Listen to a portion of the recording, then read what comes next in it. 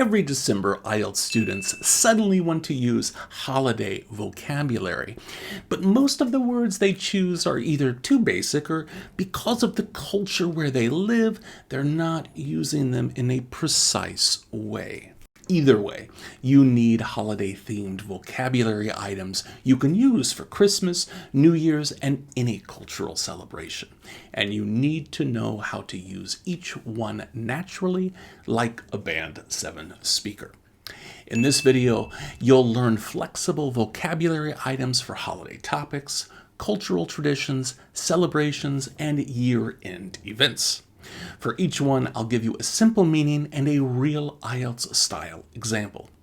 At the end, I'll give you a holiday answer upgrade so you can see how they all work together. Let's get started. Let's begin with a phrase that instantly creates a vivid holiday picture. Most students say happy atmosphere or exciting atmosphere, which is vague. Festive is a really precise word that tells the examiner it's tied to a holiday celebration. It doesn't have to just be used with Christmas. You can use this word to describe pretty much any holiday celebration that is happy and joyful. For example, my city always has a really festive atmosphere in December, with music and bright decorations everywhere. Now, holidays are about spending time with family and other people you're close to, and this next phrase says it beautifully.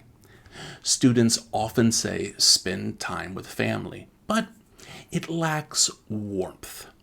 Using a phrase like gather with loved ones sounds so much more emotional and is a great phrase to use. Like this. During the New Year holiday, we usually gathered with loved ones and share a big meal together. Now, let's talk about a simple upgrade from the very basic give presents. Give presents is a simple little phrase.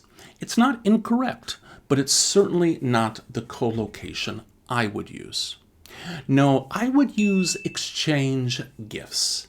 In fact, a real example from my own life is that my family exchanges gifts on Christmas Eve as we sit around our Christmas tree. Next, we have one of my favorite holiday phrases, and it's a widely used idiomatic item and perfect for December 31st. It's idiomatic, it sounds native and not unnatural, and it works globally. The phrase is, ring in the new year. In my city, people go out with friends to ring in the new year. We watch a countdown and then later fireworks. Now, I just mentioned we often have fireworks to ring in the new year, but how can we say something more advanced than there are fireworks? Adding display to fireworks shows sophistication and descriptive vocabulary. It's more precise and is a widely used collocation. The city I used to live in organizes a huge fireworks display along the river every New Year's Eve. Of course, you can't have holidays without lots of food. It's absolutely my favorite part. What's a fun, natural phrase to describe a big table of food? This collocation is perfect for Christmas, New Year, Tet, or any large celebration meal. It's a holiday spread. My mom always prepares an amazing holiday spread with all of my family's favorite dishes for Christmas Eve. Next, we have a great phrase for describing visual details in your city. Students often say light decorations, which sounds backwards. Instead, try this. In December, the streets are full of decorative lights, which makes everything feel more cheerful. Decorative lights is the collocation you want to use for lights used for decoration and festivals. This next phrase is perfect because it works for any culture and for any holiday. You don't need to celebrate Christmas to use this phrase. It's holiday traditions. Those things that your family or your culture does for the holiday every year. One of the holiday traditions for Lunar New Year in Vietnam, where I live, is cleaning your house.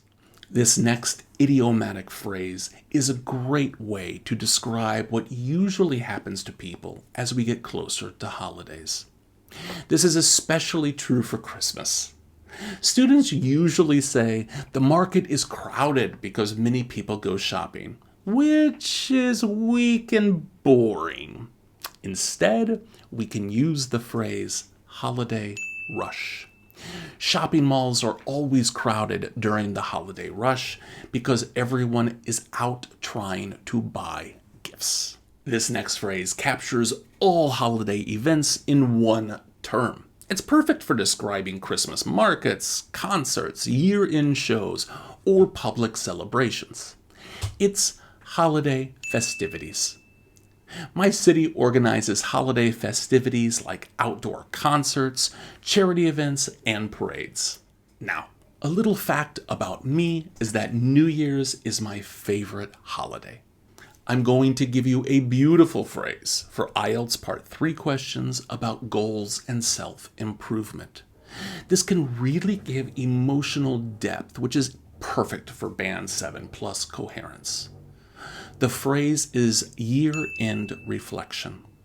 For example, at the end of the year, many people take time for year-end reflection to think about what they've achieved over the past year. Let's continue with New Year's. This next is a super common idea at the holiday, and every examiner understands it. While students may have the idea, they can't explain it awkwardly. Still, the phrase is simple. New Year's resolution. It's the promise you make of something to do or improve on in the new year. Many people make New Year's resolutions, like exercising more or improving their English.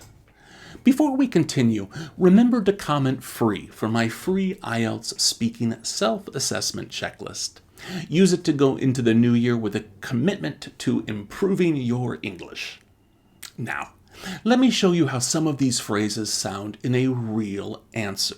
A lower level student may say, "In December, people are happy. They spend time with family and eat food." A Band 7 plus student is going to use some of this vocabulary to build an answer like this. In my city, December always has a festive atmosphere because the streets are covered in decorative lights. Most people gather with loved ones and enjoy a holiday spread at home. We also have a few holiday traditions, like exchanging gifts and writing New Year's resolutions before we ring in the new year. Today, you learned 12 vocabulary items you can use for Christmas, New Year's, and any cultural holiday. Make sure you use them to level up your answers as you aim for a Band 7 plus score. If you found this video helpful, don't forget to like and subscribe. It really helps my channel. Also, follow me on Facebook for more IELTS tips and updates on new classes. Until next time, happy holidays and happy studies.